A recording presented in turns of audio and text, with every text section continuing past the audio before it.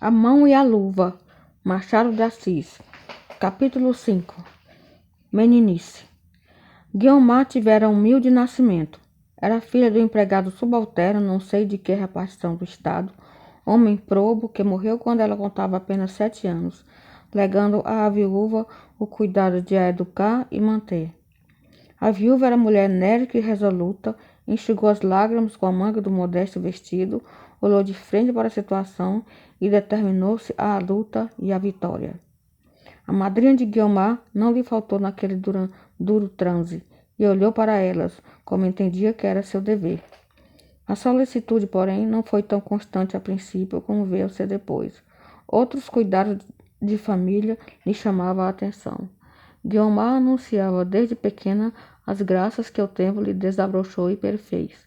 Era uma criaturinha galante e delicada, assaz inteligente e viva, um pouco travessa, de certo, mas muito menos do que é usual na infância. Sua mãe, depois que lhe morrera o marido, não tinha outro cuidado na terra, nem outra ambição mais, que de vê-la prendada e feliz. Ela mesma lhe ensinou a ler mal, como ela sabia, e a cozer e bordar, e o pouco mais que possuía de seu ofício de mulher. Guiomar não tinha dificuldade nenhuma em reter o que a mãe lhe ensinava, e com tal afinco lhe dava por aprender, que a viúva, ao menos nessa parte, sentia-se venturosa. Hás de ser a minha doutora, dizia-lhe muita vez, e esta simples expressão de ternura alegrava a menina e lhe servia de incentivo à aplicação. A casa em que moravam era naturalmente modesta. Ali correu a infância, mais solitária, o que é um pouco mais grave.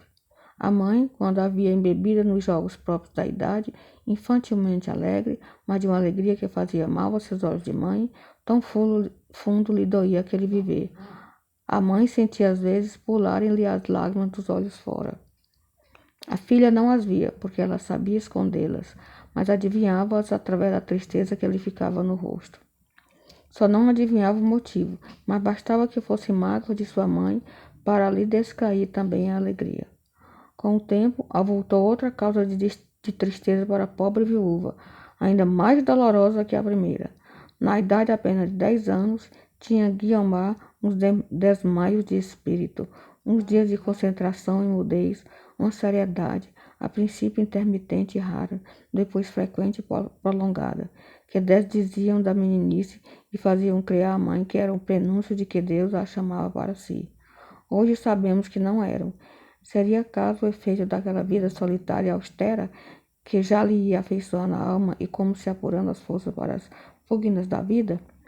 A primeira vez que esta gravidade da menina se lhe tornou mais patente foi uma tarde em que ela estivera a bifurcar no quintal da casa.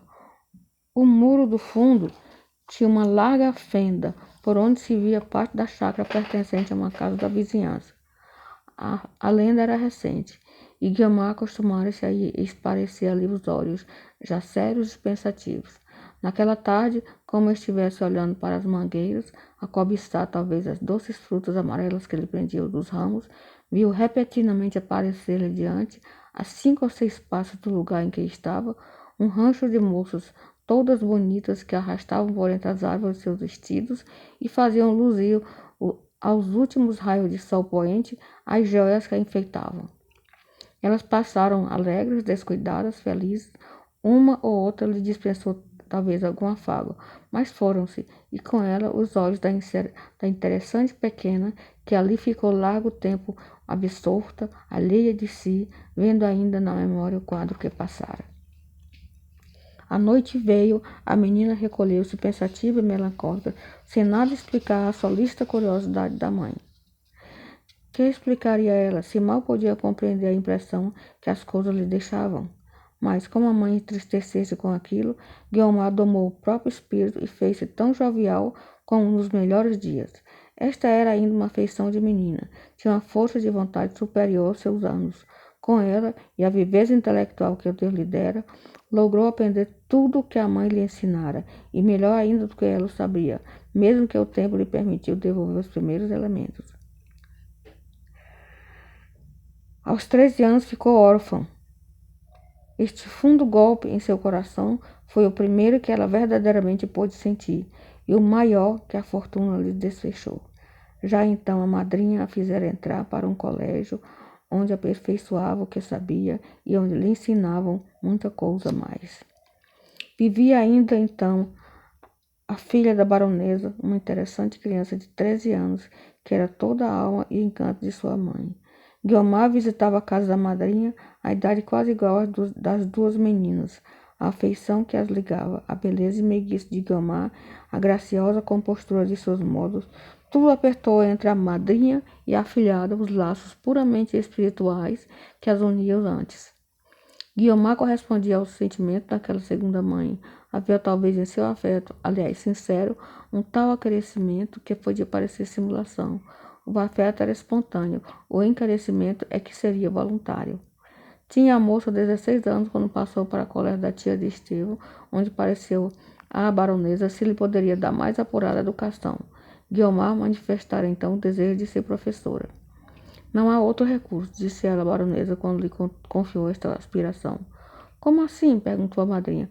Não há, repetiu Guiomar. Não duvido, nem posso negar o amor que a senhora me tem, mas a cada qual cabe uma obrigação que se deve cumprir. A minha é ganhar o pão. Estas últimas palavras passaram-lhe pelos lábios como que a força. O rubor subiu-lhe as faces. Dissera-se que a alma cobriu o rosto de vergonha. Guiomar! Exclamou a baronesa. Peço-lhe uma coisa honrosa para mim, respondeu Guiomar com simplicidade. A madrinha sorriu e aprovou com um beijo. Assentimento de boca, a que já o coração não respondia e que o destino devia mudar. Pouco tempo depois pareceu a baronesa o golpe quase mortal a que aludiu no capítulo anterior. A filha morreu de repente, e o inopinado do desastre quase levou a mãe à sepultura. A afeição de Guiomar não se desmentiu nessa dolorosa situação. Ninguém mostrou sentir mais do que ela a morte de Henriqueta. Ninguém consolou tão delicadamente a infeliz que lhe sobrevivia. Eram ainda verdes os 6 anos, todavia revelou ela a posse de uma alma igualmente terna e energética, afetuosa e resoluta. Guiomar foi durante alguns dias a verdadeira dona da casa. A catástrofe abatera a própria Mrs. Oswald. O coração da pobre mãe ficara tão vazio e a vida lhe pareceu tão agra e deserta sem a filha, que ela morreria talvez de saudade, se não fora a presença de Guiomar. Nenhuma outra criatura poderia preencher como esta o lugar de Henriqueta.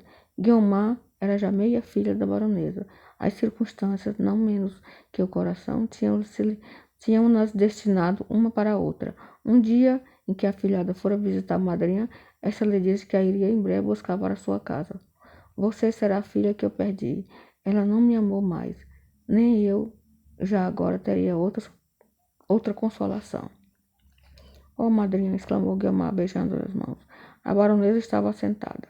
Guiomar ajoelhou-se aos pés e pôs sua cabeça no regaço. A boa mãe curvou-se e beijou eternamente com os olhos naquela filha que os sucessos lhe haviam dado e o pensamento no céu, onde devia estar a outra, que Deus lhe dera e levou para si.